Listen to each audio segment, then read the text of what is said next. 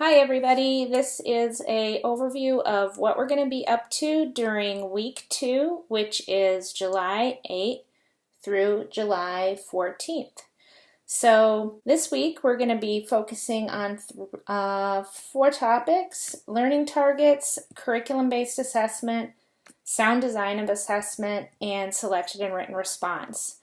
Please remember that last week you all created a Flipgrid response for just to introduce yourself and for the Gusky article.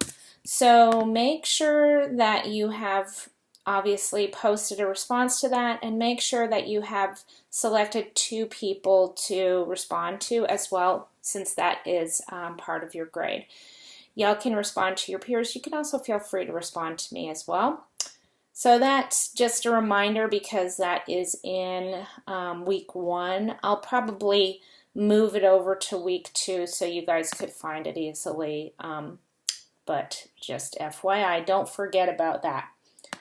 So this week we're going to be doing, like I said, learning targets. You're going to get started on your curriculum-based assessment. We're going to read chapter 4, which is sound design of assessments, and that chapter provides an overview of all the different varieties of assessment that they go into. And then the chapters on selected and written response. We're going to read all of those. So learning targets, you're going to be reading chapter 3 and a PDF article, Learning Targets on Parade.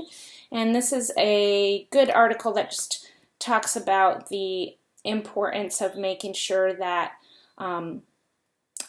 that we're not just writing the learning targets, but that we're using them while we teach.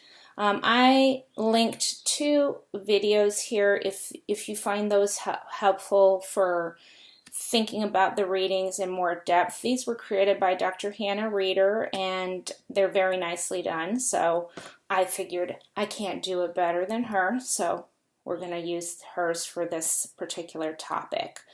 And then after you're done watching those, please go ahead and complete the classifying learning targets activity. And this one is a Google Doc, so you're going to make a copy of it and save it, share it with me, and you're going to submit the link to As You Learn right here in the assignments area. So you're going to submit it right there and just share it with me so that I can comment on it. And that's a formative activity. It does not count to your grade, but I'd like for you to try it out, and it's to complement the quiz for that chapter. There is a quiz for chapter 3 as well if you want to check that out.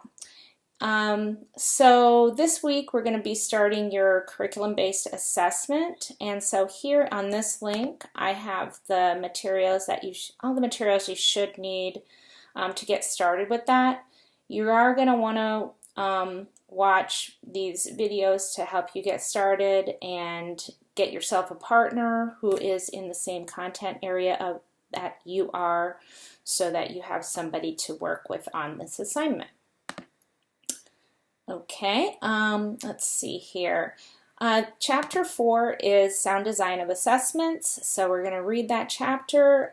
This one, target method match quiz, is to match the learning target to the type of assessment method. It's to practice the content of the chapter. And then if you find it useful to have a video lecture, that is linked there, and that one is created by Dr. Jen McGee. And then finally, selected and written response. I do want to make note that for this assignment, this one does count for points, and is it's in the same area of our grade book as our Flipgrid discussion. So instead of discussing this, I wanted you guys to try it out.